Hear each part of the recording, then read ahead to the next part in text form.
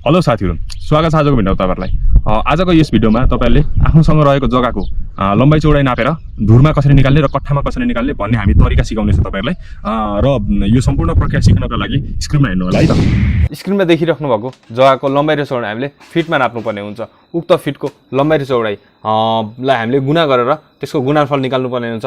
जस्तो कि हाम्रो एन्सर दिएको छ, त्यसलाई हामीले 36-45 ले भाग गर्यो भने जति पनि आउँछ त्यो चाहिँ हाम्रो कट्ठा हो। र यदि इनकेस कसैले तपाईलाई सोधिहाल्यो भने तपाईको जग्गा कति छ भनेर सोध्दाखेरि यति यति कट्ठा छ भनेर तपाईले डाइरेक्टली भन्दा हुन्छ।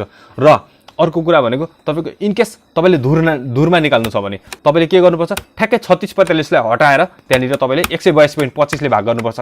जति पनि आउँछ त्यो तपाईको धुरमा आउँछ। त्यही भएर कसैले इनकेस तपाईको जग्गा कति दूर छ भनेर सोधिहाल्यो भने त्यतिखेर तपाईले यति दूर छ भनेर डाइरेक्टली भन्न सक्नुहुन्छ।